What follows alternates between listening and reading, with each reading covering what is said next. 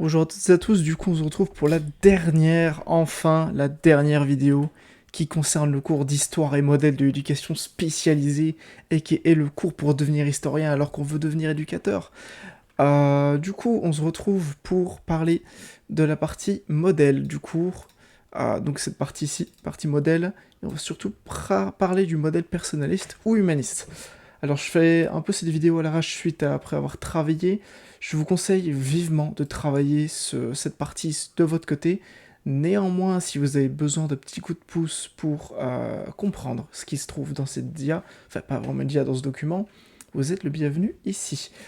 Du coup, ce qui se passe, c'est que c'est un document qui a été développé par Emmanuel Mounier, qui est un philosophe et existentialiste chrétien qui a créé le personnalisme. Et aussi Carl Rogers, qui est celui qui a créé l'humanisme et qui est psychologue. Grâce à eux, se développent des institutions où on travaille avec l'enfance inadaptée, où on amène des changements dans les institutions éducatives et les interventions éducatives, mais aussi sur l'organisation des institutions. Alors le modèle, lui, il est centré sur le modèle personnaliste, on va commencer par celui-là. Il est centré sur la question de la personne. Il émerge dans la seconde moitié du XXe siècle, et c'est là où il y avait un début de la professionnalisation du métier. Alors, rappel de la situation en Belgique de l'après-guerre, c'est que la plupart des institutions étaient destinées aux jeunes inadaptés, et celles-ci étaient tenues par des religieuses. Les groupes d'enfants, ils sont fortement importants, et ce sont des groupes horizontaux. C'est-à-dire que les enfants, ils sont regroupés par âge de 0 à 6 ans, 7 à 12 ans, de 13 à 18 par exemple, etc. Au début des années 50, des gens issus des mouvements de jeunesse, notamment, mais aussi des psychologues et des psychopédagogues, vont s'intéresser à l'enfance inadaptée. La conception des interventions et des institutions éducatives va changer dans une perspective personnaliste. On y reviendra plus tard, qu'est-ce que c'est le personnalisme?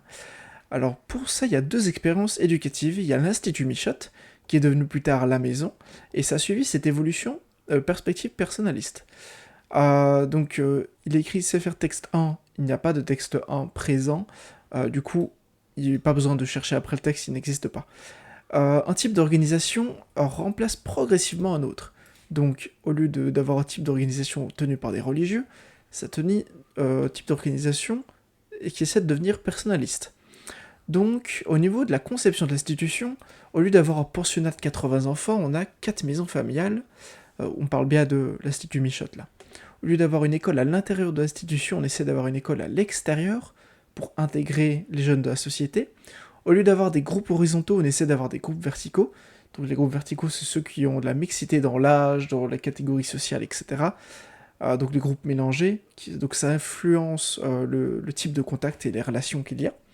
Au lieu d'avoir uniquement des filles, on essaie d'avoir des groupes mixtes. Au lieu d'avoir des éducateurs qui sont des religieuses non formées, on essaie d'avoir des éducateurs formés, donc il y a une formation. Donc l'impact du modèle humaniste, c'est d'amener plus d'attention aux jeunes en tant que personnes, en tant qu'individus existants, et non pas en tant que catégorie de jeunes. Donc c'est moi j'existe Hugo, au lieu de le jeune là de 21 ans. Non, c'est j'ai une personnalité et je diffère des autres et inversement. Le but, c'est de créer un environnement stimulant et sécurisant, nécessaire à la croissance et à l'autonomie de l'enfant. Les valeurs, les attitudes, les objets éducatifs suivent également une évolution similaire. Donc au lieu d'avoir un poids d'attention centré sur la vie en commun, le poids d'attention est centré sur la personne, son histoire et son développement. Donc c'est là qu'il y a un début de plan d'accompagnement individualisé, qui sont des fois des documents dans certaines institutions qu'on doit faire avec le bénéficiaire. Il y a, au lieu d'avoir peu d'ouverture vers l'extérieur, et on essaie d'avoir une insertion dans la société, au lieu d'essayer de normaliser, on va essayer plus vite de rencontrer et de comprendre la personne. Au lieu d'essayer de trouver un manque à effacer, on essaie de trouver des potentialités qui peuvent se développer dans la rencontre avec autrui. Au lieu d'avoir de la discipline, on essaie d'avoir du respect de la liberté, et au lieu d'avoir de la rigidité, on essaie d'avoir de l'écoute et de l'attention au moins de chacun. Là, du coup, je vous invite à lire le texte Le Club des jeunes d'Outremeuse pour comprendre la suite, et on en va parler dans tout le document, d'accord? C'est pas très long, je dirais qu'il vous faut entre 20 et 30 minutes pour le lire, à votre aise en prenant le temps de comprendre. Vraiment pas compliqué, du coup ça parle juste de création d'un centre en Outremeuse, de tout ce qui a découlé, des jeunes, de ce qu'ils ont fait, de comment est-ce qu'ils ont fait ça, de cette institution, elle en a créé plein d'autres par la suite parce qu'il y avait d'autres demandes, d'autres besoins, etc. Donc c'est vraiment une institution précurseur au niveau de l'Outremeuse du travail avec les personnes, et principalement du travail avec les jeunes issus de quartier. À savoir que cette institution, il me semble qu'elle existe toujours, mais à un autre nom sûrement, mais j'ai déjà vu, suite à la description de l'institution, un bâtiment totalement similaire qui se trouve à Outremeuse, derrière la rue Puy-en-Soc, donc la rue parallèle à l'école, quand vous sortez de la salle rose. Donc là on parle du club qui s'est développé selon les valeurs personnalistes, si je dis pas de bêtises, ouais, personnalistes, qui optent des attitudes d'écoute, de dialogue, de confiance accordée à l'autre, etc. Et à un moment où les jeunes du milieu populaire étaient soit laissés eux-mêmes, soit soumis à la discipline la plus rigoureuse de tous les endroits où ils étaient accueillis. Donc il y a le résumé du projet à la page 22, qui se trouve juste ici, et qui rassemble les objectifs et les valeurs poursuivies dans cette approche. Et vous allez voir qu'on va mieux comprendre qu'est-ce que c'est le personnalisme. Le projet donc du club des jeunes d'Outremeuse, c'est de rencontrer les jeunes comme des personnes avec toutes leurs valeurs, de les provoquer à se reconnaître eux-mêmes tels qu'ils sont, de les provoquer à devenir des personnes libres, autonomes, solidaires et responsables, de faire surgir leurs expressions, leur personnalité, les éduquer à la recherche personnelle et consciente, de les ouvrir à toute forme de culture, de les aider à mieux comprendre leurs propres valeurs et à en découvrir d'autres, de les aider à prendre conscience de leur vie de groupe dans la maison, de leur faire découvrir des modes et des relations de communication différents de ceux qu'ils vivent dans leur école, leur famille et leur milieu de travail. Et c'est aussi le but de les aider à s'insérer dans une société pour laquelle ils deviendront des membres critiques afin qu'ils ne soient pas récupérés par elle. Dans tous ces objectifs, si on réfléchit un peu et qu'on analyse, c'est toujours dans le but que la personne s'améliore d'elle-même et que la personne devienne un individu mieux que ce qu'il n'était avant, et qu'il devienne plus ouvert, plus accueillant, plus instruit, plus intégré. Vraiment qu'on essaie que la personne et la société ne fassent qu'un, et qu'inversement, du coup, que la société s'adapte à cette personne, même si c'est vachement plus compliqué, c'est plus l'inverse qui entre en ligne de compte. Du coup, la conception de l'homme que le texte traduit est celle d'une source qu'il n'y a qu'à laisser jaillir. Donc ceci est un mode de fonctionnement qu'on retrouve dans la plupart des institutions à l'heure actuelle, qu'on essaie que les personnes soient autonomes, qu'elles s'intègrent dans la société, on essaie que les personnes deviennent elles-mêmes, qu'elles arrivent à se créer leur personnalité, à se sentir bien, à se sentir cool. Principalement, dans toutes les institutions qui accueillent des jeunes, il y a au moins un des objectifs qui est semblable, auquel cas je me demande quel type d'objectif il pourrait y avoir. Globalement, il y a les perspectives qui sous-tendent ces deux expériences éducatives, qui sont rattachées au modèle personnaliste. Donc en prenant compte de l'Institut Michotte des objectifs et des changements, ainsi que du projet du Club d'Outremeuse, on arrive à comprendre qu'est-ce que c'est le personnalisme. Donc on se base sur la personne pour qu'elle s'améliore d'elle-même. Le personnalisme, c'est une pédagogie, un modèle, où on se concentre sur la personne, l'individu. Donc c'est non pas le jeune, mais Hugo qu'on parle. C'est moi qu'on parle. L'individu, Hugo, 21 ans, qui vient de tel milieu social, qui a tel rêve, telles envies, qui aime telle ou telle couleur, qui veut faire ça. Bref, c'est ça, on se base dessus, et non pas le jeune que j'accueille dans mon centre. Non. C'est l'individu en tant que tel sur lequel on se base. Il est à noter que les congrégations religieuses, donc les Salésiennes de la Visitation, qui fut à la base de ces deux institutions, a également fondé le Centre de formation éducationnelle et logopédique, autrement dit CFEL. Il me semble que maintenant le CFEL veut dire Centre de formation des éducateurs liégeois, voilà, et qui relève du même courant d'influence personnaliste, vu que du coup, ce qu'on a parlé du coup, l'Institut Michotte et le Club des jeunes d'Outremeuse sont issus des Salésiennes de la Visitation, et que le CFL aussi, il y a beaucoup de valeurs en commun. C'est pour ça qu'on se dit, putain, en fait, on est en train d'étudier un truc tout con, j'arrive pas à comprendre, c'est quoi qui est dur. Il y a rien qui est dur, c'est juste qu'on est instruit dedans depuis 1 an, 2 ans, 3 ans, et du coup, on est constamment baigné dans ce mode de fonctionnement, du coup, ça nous semble logique, c'est pour ça que on se dit putain, il y a des difficultés à comprendre. Les sources de ce courant sont à chercher d'une part chez les penseurs chrétiens progressistes tels qu'Emmanuel Mounier, très important, et d'autre part chez les psychologues et pédagogues tels que Carl Rogers, dont on parlera ici dans quelques instants.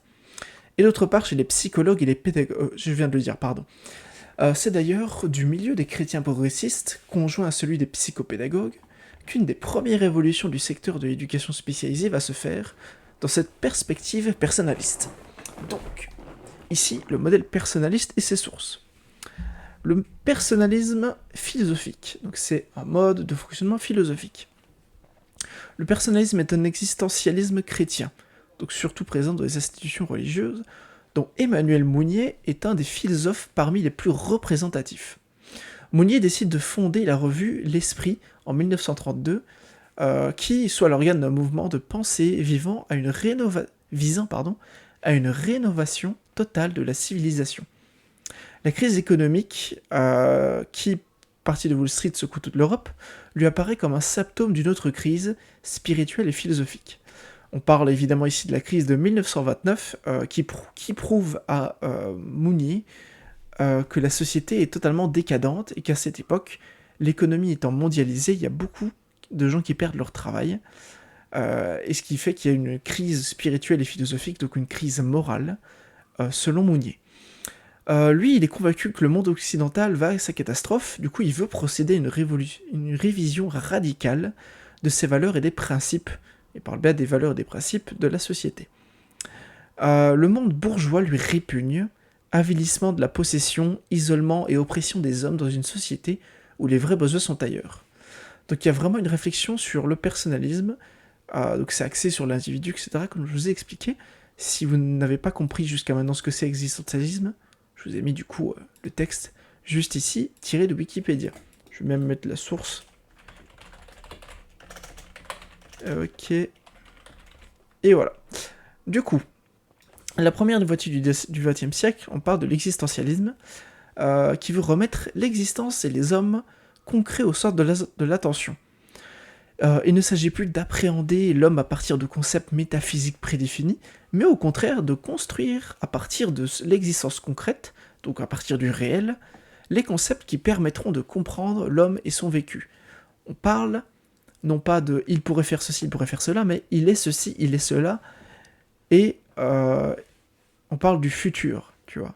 On parle de ce que la personne va devenir suite à ce qu'elle existe réellement maintenant dans le moment présent, et non pas comment est-ce qu'elle pourrait exister. Le concept central de la philosophie personnaliste est celui de la personne, du coup. La personne est conçue comme un processus, une activité d'autocréation, un être à devenir. Cet être est en voie d'autocréation, c'est-à-dire qu'il se crée moralement. La personne l'est à travers son engagement dans la société, dans la communauté. Cet engagement implique la personne dans l'ici et le maintenant de son existence. Le processus de réalisation fait que chaque personne est un être unique. Paragraphe très important pour comprendre que le personnalisme, c'est vraiment la mise en autonomie de la personne pour qu'elle devienne quelqu'un. La mise en autonomie de l'individu pour qu'elle se crée elle-même. Ce n'est pas comme on va voir suivant l'humanisme qui est une thérapie dans laquelle il y aura besoin d'un guide. Absolument. Alors que là, non. Il n'y a pas de nécessité, mais il peut avoir une aide d'un guide comme dans certaines institutions où on adopte cette façon de faire. Mais ce qu'on fait, c'est éduquer les personnes à devenir personnalistes pour qu'ils deviennent eux-mêmes des bonnes personnes. On n'oblige pas la personne à devenir quelqu'un, on instruit la personne pour qu'elle devienne quelqu'un. C'est différent. La visée morale de cette philosophie est l'épanouissement de chaque personne au sein d'une communauté qui valorise ses besoins qualitatifs, dits spirituels, plutôt que quantitatifs, dits matériels. Comme tel, le personnalisme est porteur de projets éducatifs ou pédagogiques. L'épanouissement de chaque personne comme unique de la société. Beaucoup de chrétiens progressistes et bonne part de ceux qui occupent l'éducation adhéreront au courant personnaliste, dont nous à l'heure actuelle. Voilà. Ici, on arrive à la moitié du document, plus ou moins. Vous avez ce qu'il y a sur le personnalisme, tout ce qu'il y a à savoir dessus. Nous revoilà donc sur le deuxième point, donc il y a le modèle personnalisme et l'humanisme ou l'humanisme. Ici, on va parler de l'humanisme. ou la façon personnaliste de Carl Rogers. Alors, il a adapté le personnalisme à sa façon et a créé du coup l'humanisme. Donc, l'humanisme, c'est plus une thérapie qu'un mode de pensée philosophique, d'accord? C'est quelque chose de psychanalytique, de psychologique, donc c'est plus vite pour les thérapeutes psychanalystes que pour l'éducateur. Ça, c'est mon avis personnel, mais du coup, cet avis peut peut-être vous aider à comprendre la différence entre les deux. Donc Carl Rogers, c'est un Américain qui est né en 1902 et mort en 1987, et c'est surtout un psychologue qui, en partant de la psychanalyse, a petit à petit mis au point sa propre approche thérapeutique, qu'on a souvent appelée comme approche non directive. Lui-même parlant d'approche centrée sur le client. Ici, on ne parle pas d'individu, on parle de client. C'est vraiment pour notifier le fait de thérapie, le fait qu'on est guide d'une personne, et le fait que cette personne a, entre guillemets, très gros guillemets, besoin de nous pour avancer. Pour lui, tout doit partir de la personne proprement. Donc ça part de lui, mais on doit le guider. Et il illustre d'ailleurs cette façon de voir en intitulant le premier chapitre de son livre « Le développement de la personne, qui suis-je » Alors, petite rectification, je n'ai pas dit jusqu'à maintenant de conneries, mais j'aimerais revenir sur les propos que j'ai dit il y a 5-10 minutes, comme quoi on avait besoin de personne pour le personnalisme. Si, on a besoin de quelqu'un. Comme c'est notifié ici, c'est l'humanisme où il y a pas vraiment besoin de quelqu'un. Dans tous les cas, je vais essayer d'être plus clair et plus concis, je suis désolé, c'est un peu n'importe quoi. Du coup, dans les deux modèles, il faut quelqu'un pour nous guider et nous aider. Dans le modèle personnalisme, le guide, c'est celui qui va nous aider à comprendre qu'on peut devenir quelqu'un. Et nous, avec nos propres moyens, on va devenir cette personne. Là, ici, ce modèle fait que nous, à l'intérieur, on a des ressources pour devenir quelqu'un, mais on ne les trouve pas. On n'arrive pas à se rendre compte de certaines choses. Et le gars qui gère l'humanisme, donc le thérapeute, va nous aider à voir ces choses. C'est une thérapie où tout part de la personne, donc c'est pas le thérapeute qui donne des solutions, c'est le client qui trouve les solutions. Mais il a une aide très concise, très claire, très précise du thérapeute, donc on va voir plus tard. J'espère que vous arrivez à comprendre, mais je vous invite du coup, comme je vous l'ai dit tout au début, d'étudier vous-même ce document très important. Si vous n'y arrivez pas, je suis désolé, j'essaie de faire de mon mieux, mais c'est vraiment plutôt compliqué vu qu'il y a une très grosse différence entre le modèle histoire et le modèle tout court du cours. C'est pas du tout le même cours, j'ai l'impression. Du coup, j'ai un peu du mal à vous expliquer ceci. Alors, c'est en travaillant au centre d'études de l'enfance, où il s'occupait d'enfants et de familles à problème, qu'il a commencé à mettre au point son approche psychothérapeutique, qu'il perfectionnera méthodiquement par la suite comme professeur d'université. Il finit par étendre sa méthode aux groupes aussi bien qu'aux individus. Cette approche a eu beaucoup de succès dans les années 60 ou 70 et a été appliquée dans de nombreux domaines, dont notamment la thérapie de l'enseignement. Alors ici, on voit que tout doit partir de la personne propre. On suppose que le thérapeute lui-même sait qui il est, soit au clair avec son propre parcours pour pouvoir intervenir en étant neutre, sans influencer l'histoire, enfin notre histoire, l'histoire du client. C'est mon vécu, mes émotions, pas les siens. Donc le thérapeute, quant à lui, il doit ne pas faire influer ses émotions, son vécu et son histoire. Donc le thérapeute doit être totalement clair avec ses idées, ses propos, son histoire, et ne pas l'influencer ou faire un transfert contre transfert avec l'autre personne. Le postulat de base de la réalisation de soi est celui de la réalisation de soi. Cette approche centrée sur la personne suppose qu'une grande confiance faite à l'homme, donc on parle de confiance à l'éducabilité de chacun, est en général comme en particulier. Rogers postule que, en effet, chaque homme, et même chaque organisme, a en lui-même une tendance actualisante, c'est-à-dire positive et constructive à se réaliser. Quand on parle de tendance actualisante, ça c'était une question de l'examen, de un des deux examens, je pense que c'est exemplaire numéro 2 que vous pourrez trouver dans les documents, c'est qu'on parle de tendance auto-actualisante. Donc tendance actualisante, c'est la capacité d'auto-création de chez Mounier, et ici on parle de la tendance naturelle à aller vers un mieux. Donc d'aller sur ce qui est bon de soi, c'est une tendance mature et naturelle d'aller vers quelque chose de meilleur. Donc c'est « je ne me sens pas bien, je sais comment faire pour aller mieux », c'est ma tendance actualisante. Donc je sais comment faire pour être plus positif et me réaliser, c'est-à-dire devenir mieux en tant qu'homme ou femme, et qui est adulte, et que je m'assume comme tel. Cette tendance à la réalisation de soi, Rogers croit que chaque personne peut la mettre en œuvre, à moins qu'elle soit empêchée par quelques blocages psychiques. Et dans ce cas-là, il faudra une approche plus thérapeutique. La thérapie non directive ou centrée sur le client. Selon Rogers, la thérapie dépend surtout de l'attitude du thérapeute. Celui-ci doit permettre à la personne de prendre conscience de ce qu'elle vit pour réintégrer à l'image de soi, débloquant ainsi la tendance à se réaliser. Avec l'une ou l'autre adaptation, Rogers étend ce qu'il appelle une attitude thérapeutique à toute attitude d'aide, dont l'attitude éducative. Selon Rogers, 3 conditions doivent être rassemblées pour avoir une attitude adéquate. Quand on parle du coup d'attitude de thérapeute, on parle de ces 3 conditions, donc 3 attitudes, 3 conditions pour avoir une attitude adéquate. Première attitude, c'est l'authenticité ou la congruence. L'aidant, donc le client, est lui-même dans la relation et est capable d'exprimer ce qu'il ressent ici et maintenant, capable de savoir qui il est à l'instant présent. Rogers emploie le mot congruent pour parler de ce qu'il voudrait être, de ce que le client voudrait être. Il entend par ce mot que son attitude ou le sentiment qu'il éprouve, quel qu'il soit en accord avec la conscience qu'il en a. Quand tel est le cas, il devient intègre et unifié, et c'est alors qu'il peut être ce qu'il est au plus profond de lui-même. Donc c'est-à-dire que le client est conscient, il doit pouvoir le montrer, car on veut voir que ça interagit avec la relation.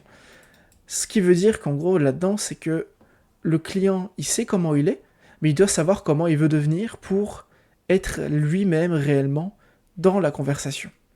Par exemple, lorsque l'attitude reflète l'agacement qu'il éprouve vis-à-vis de quelqu'un, mais qu'il n'en est pas conscient, sa communication, donc le non-verbal principalement, comprend des messages contradictoires. Ces paroles communiquent un certain message, mais ils communiquent aussi d'une manière détournée l'agacement qu'il éprouve, ce qui crée une certaine confusion chez l'autre personne, donc le thérapeute, et la rend moins confiante. Deuxième sentiment, c'est l'acceptation ou la considération positive inconditionnelle. L'aidant, il ne juge pas. Il fait confiance à la personne et la laisse libre d'évoluer selon ses choix. Lorsque le thérapeute fait l'expérience d'une attitude chaleureuse, positive et perceptive envers ce qui est son client, ça facilite le changement. On reconnaît ce qu'il traverse à ce moment-là et on accueille plus vite les émotions. Ça implique donc que le thérapeute admet réellement que le client soit le sentiment qu'il le traverse à ce moment-là. Donc la peur, la confusion, la douleur, l'orgueil, la colère, etc. Ça veut dire que le thérapeute se soucie de son client, mais pas de façon possessive, en mode c'est mon client, c'est mon bien. C'est-à-dire qu'il l'apprécie dans sa totalité, plutôt que de façon conditionnelle. Donc, c'est pas je t'aime bien parce que ceci, parce que cela, non, c'est je t'aime bien, tout court. C'est-à-dire qu'il ne se contente pas d'accepter le client lorsqu'il y a certains comportements et le désapprouve lorsqu'il en a d'autres. Il s'agit d'un sentiment positif, constant du coup, qui s'extériorise sans réserve ni jugement. On doit toujours avoir un sentiment positif envers le client. Qu'importe ce qu'il dit, qu'importe ce qu'il pense, qu'importe ce qu'il fait, on ne doit pas apprécier la personne parce qu'il fait ceci, parce qu'il fait cela. Non, on doit constamment apprécier la personne et lui montrer. Et là, jusque-là maintenant, du coup, ces 2 sentiments, et le troisième aussi, sont également comme ceux d'Ittar, qui a fait preuve de tout ça dans ses attitudes, comme on a pu le voir dans le film. La considération empathique, qui est le troisième attitude, c'est l'aidant ressent ce que vit le client et lui communique. Autrement dit, l'aidant est capable d'entrer complètement dans l'univers des sentiments d'autrui et de ses conceptions personnelles, ainsi que de les voir sous le même angle que lui. Il est capable de pénétrer dans l'univers intérieur du client assez complètement que pour perdre le désir de l'évaluer ou de le juger. Il est capable d'y entrer avec suffisamment de sensibilité pour s'y mouvoir librement, sans piétiner des conceptions qui sont précieuses au client. Cette compréhension empathique sera une aide lorsque je serai capable de saisir et de formuler clairement le sens que le patient a éprouvé et qui pour lui est resté vague et confus. Si vous n'avez pas encore remarqué jusqu'à maintenant, c'est exactement ces 3 attitudes, les attitudes qu'on applique dans le cours d'entretien individuel en 3e. Désolé pour les 2e, vous verrez bien en 3e. Donc c'est le fait de... La personne a ses sentiments sont les siens, ne sont pas les nôtres. Mais on doit être capable de représenter, de ressentir les sentiments sans forcément les bafouer. Par exemple, si quelqu'un est triste par la perte de quelqu'un avec qui il est en couple depuis 2 semaines, on va pas dire hey, t'es ridicule, hein, gros, t'as 2 semaines de relation, t'es vraiment une merde de pleurer pour ça. Non, la personne a le droit de ressentir ses émotions, tu lui fais accepter le fait qu'elle a le droit de les ressentir, et toi, tout ce que tu vas faire, c'est mettre en parole ce qu'elle ressent. Donc si elle te dit ça, elle balbutie, elle dit ouais je me sens pas bien, nani nana, elle te parle des trucs. Ma relation d'il y a 2 semaines, c'est trop bien, ça s'est arrêté, etc. Tu vas faire comme en entretien individuel, pour les deuxièmes, vous verrez bien.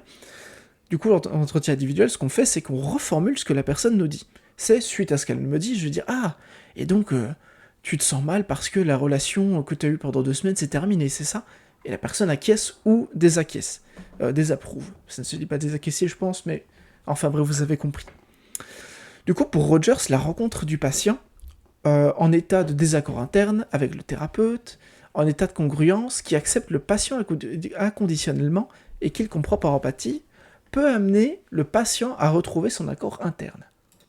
C'est-à-dire, du coup, que le thérapeute, il en rencontre avec la personne, il n'est pas en désaccord, il essaie de comprendre, de ne pas juger, pour aider le client à ce que lui-même retrouve son accord interne. Par rapport à un groupe, le thérapeute est un facilitateur qui peut amener les personnes du groupe à une expression authentique de leurs sentiments et de leur vécu. Rogers pense que les individus à qui on a fait confiance et qui ont confiance en eux peuvent s'organiser. Représentation du fonctionnement de l'individu. Pour Rogers, le comportement d'un individu est déterminé d'un côté par l'expérience de ce qu'il vit, c'est-à-dire ce qu'il éprouve et ressent ici et maintenant, par son attitude, et de l'autre côté, par la conscience qu'il a de cette expérience. Ce qui compte, finalement, selon Rogers, c'est le lien, accord ou désaccord, que l'individu est capable de faire entre ce qu'il ressent, son attitude, et ce dont il est conscient. S'il y a accord entre ces deux niveaux, l'individu est à même de s'épanouir, sa tendance actualisante peut donc se développer. En cas de désaccord, cette tendance actualisante est bloquée. Apparaîtront alors les troubles de la personnalité ou du comportement. À titre d'exemple, nous pourrions reprendre celui cité dans le paragraphe 222. Quel est le paragraphe 222 ? Celui-là, la thérapie non directive, l'attitude, etc. Où suis-je ? Yes. Sur le point A, authenticité des congruences. Trouble de la personnalité ou comportement. Il arrive que l'individu puisse s'accorder l'expérience de ce qu'il vit et la conscience qu'il en a. Ce faisant, il va à l'encontre de sa tendance actualisante et va rester en état de désaccord. L'origine de ce désaccord pour Rogers, c'est l'enfance. Si l'enfant est considéré de façon positive et inconditionnelle, il n'y a pas de souci. Par contre, si l'enfant est considéré de façon positive seulement sous condition, il va avoir tendance à rejeter toute l'expérience extérieure à ces conditions. En ce faisant, il va avoir tendance à faire de plus de place au jugement d'autrui qu'au sien propre. Donc, vous avez compris, je pense.